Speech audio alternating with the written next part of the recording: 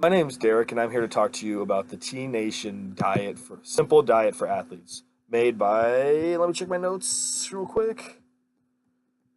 Sorry, Chris Sugar.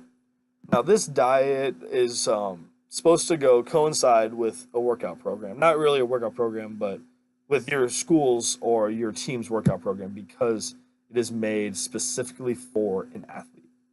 Um, that's my first. That's actually the first point I want to make. Is this is made for an athlete, so don't go out and do this right away unless you're planning on working out at least an hour a day, if not more, because it doesn't. It's not a calorie counting one. It's not a micromanaging one. It's just replace the bad stuff with good stuff, pretty much one.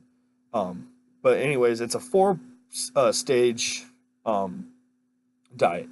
Stage one is cut the obvious crap. Cut the sugars, the candy bars, the fast food, the excess booze. It says no, it's just excess. Don't worry.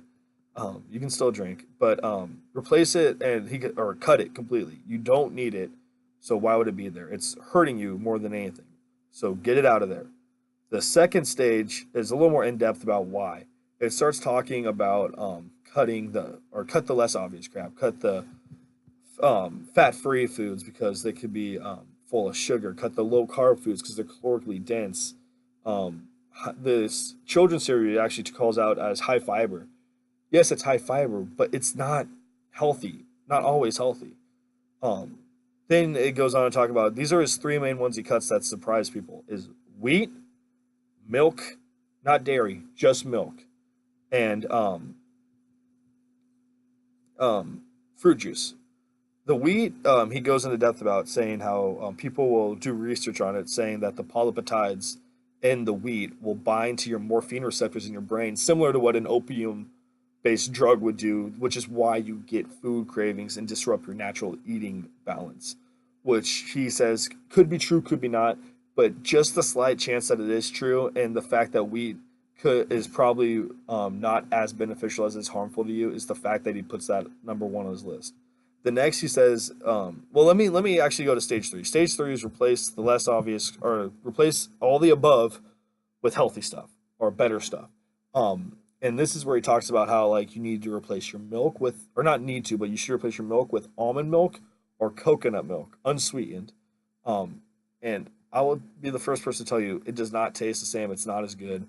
I tried it. I don't drink milk as much now, but it's hard to do, but it is um, recommended by a lot of people. If you're gonna try to get rid of milk and you're a crazy milk drinker, like you drink a lot of milk, try doing half a cup of regular milk, half a cup of that one, mixing it together, even out the taste, or a quarter. Work your way into it. Don't just automatically cut over because you will be surprised at how much different it actually does taste. I was at least. And continuing with that, he says replace fruit juice with water because he now with all this, he never says you can't have it again. It's just you shouldn't have it even in moderation. You should just have it once in a while. So replace that with water, because we're not getting enough water, and specifically athletes need to be drinking enough water.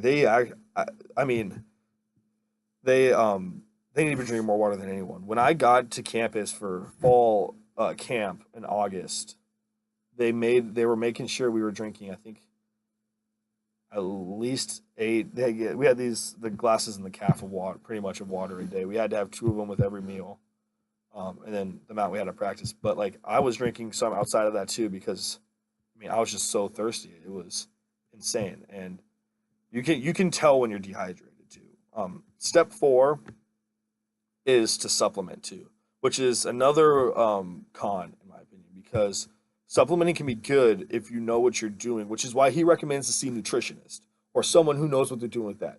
But many people will be like, "Oh, I know what I'm getting. I should get this, this, and this, or get all this," and it's just like, "Oh, that's actually if you take too much of that, it's actually less healthy because people think that supplements are healthy because they're supplements, but they can actually be very um, detrimental to you.